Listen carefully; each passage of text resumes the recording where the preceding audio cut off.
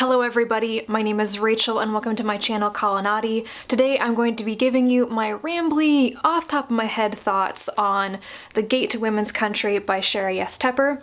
This is a feminist science fiction novel. It was originally published in 1988 and this SF Masterworks edition is from 2013. This book explores the relationship and dynamic between men and women after an apocalyptic event precipitated by men, which destroys most of the world and crashes civilization, sending pretty much everybody back to a pre-technology age. Women's country is an area of the world where women have built their own society.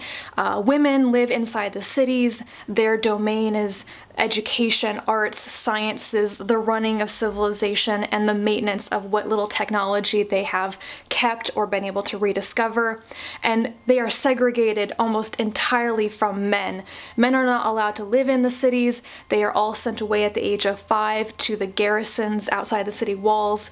And when they are 15, they can choose to remain a warrior, remain a soldier, or come home to their families and be a servitor. Women have all of the knowledge and therefore most of the power in this situation, and the lot of most men is to live and fight and die outside the cities in meaningless wars that are pretty clearly concocted and artificially constructed to give them something to do. Now that's the setting.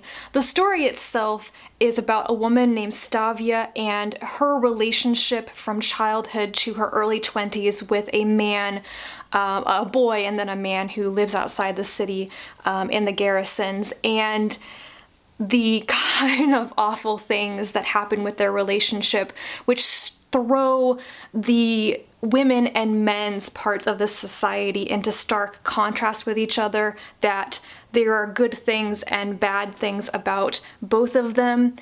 The story initially might seem like it's a utopia for women. It's intentional. Everything is very intentional. It's a controlled environment in a way, but as Stavia tells you what happened, what she experienced, and what she found out about the truth about her society, the truth about the men and the women, that it's not perfect. There is a dark side to all of this. The back of this book tells you that it's about her sojourn with the man she is forbidden to love, and I object a bit to that phrasing. I don't think that they are forbidden to love each other. I think they have a very screwed up relationship. They don't love each other. I don't think they ever loved each other, but sometimes they think they do, which makes it even more of a contradictory, complicated, messed up situation. My highest praise for this book is the way in which it is told, the way that the story is framed with the present day and then the flashbacks, and then between those, the connecting point. What triggers Stavia to think about what happened in the past are these interludes of a play that she is practicing for. Every year, there's an annual play called Iphigenia that the women in Women's Country put on, and it is based on the play The Trojan Women, which is a real play about the women of Troy and what happened to them after they lost and they were taken as slaves or killed or turned into concubines and such. And as the play Iphigenia, it's been reimagined and slightly changed to fit what happened to this world, the apocalyptic event, and how women reacted to that, and how they view men. As Stavia is practicing her parts as the main character in this play, she is triggered by words and things happening in it that directly relate to the past. I thought this switching between the past, the present, and the play interludes was very effortless and smooth, and it kept my attention.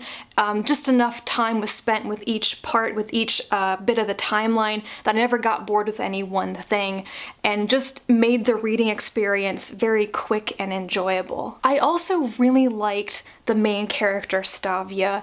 She is surrounded by a lot of people who are also good and also flawed. She's not a perfect person either. She really makes some mistakes as a child, but it's so believable. I got into her emotions and into her head. She's a young woman who tried so hard. She was very successful, she was cheered on, she's very highly educated and had a lot of promise from the beginning. She made it, and you know at the beginning of the story that she made it. She has achieved the highest position possible for her in her society, and yet, as is so realistic, it comes with drawbacks. There are strings attached. There are now things that she knows that are not happy things. This is the second book I have read by Tepper, and I think I figured out, I've pinpointed what it is about her method of storytelling, the way that she constructs the scenarios and the premises of her books that irritates me so much, that I think is the underlying weakness of her books. And I'm going to contrast this, going to kind of compare and talk about it with Grass, which I read by Tepper earlier this year. I liked Gate to Women's Country a lot more than Grass. One of my biggest issues with Grass is that religious attitudes and how religious beliefs and rules and laws influence the treatment and the role of women in society is a huge part of this book. It was so negative. It was like Tepper would not acknowledge that there are in fact good religious men out there who are not sexist people. I could go on a rant about this book, but then I read Gate to Women's Country and I thought, this book is doing something similar that is irritating me, but what is it? Tepper artificially makes her stories and her themes, her issues, her central issues, very black and white. She doesn't allow for pretty much any shades of gray. It's all one side, the other side. One of these is clearly good, one of these is clearly bad, and nothing is allowed in the middle there. The most damning part of this book, the part that I just said, no, that is not right, is about a paragraph in here where Tepper takes a moment to tell you that homosexuality, men loving men, women loving women, is not going to be a complication or a nuance in the story at all, because that is bad and they cured the gay. Like, literally says, it's okay, we're not going to talk about that. That's not a part of the story because we cured homosexuality in men. Oh yeah, we cured it in women too because I guess that's a thing. Lesbians exist too. And oh yeah, pedophilia is the same thing as homosexuality. It sort of walloped me in the face and yanked me out of the story because it was so clearly seeing the author pulling the strings and shaping the structure and the framework and the whole premise of the situation so that she doesn't have to talk about this thing. I don't know if it's because she is actually homophobic. I think it's probably because she just didn't want to talk about that. But the problem, I think, with these two books I've read by her is that they are not nuanced enough. They are not detailed enough. They are much too black and white, much too boiled down to false essentials, I would say. She deeply equates femininity and masculinity with a particular set of traits, and I disagree with those things. Like, I do not think that masculinity inherently makes men like almost 100% violent across a civilization, across a population. I don't think that is actually true. I think it is way more complicated. I think it is influenced by so many more factors than just genetics and your DNA and your chromosomes. There are other variables going on here, but this story is, I think, shaped around this false, weirdly scientific, as presented to you as a kind of a scientific belief that this is true. That if you are a woman, you will behave in a certain way, and if you're a man, you will behave in a different way. And there's pretty much no crossover there. It is still a very thought-provoking book. I think it really challenges your idea of sex and gender and your role in society. It is a little heavy-handed though. And that's just the most difficult thing about this book, is that it is heavy-handed and it is from that wave of feminism, I think from maybe the 70s or 80s, that when I read stuff from that era now, it just comes across as heavy-handed.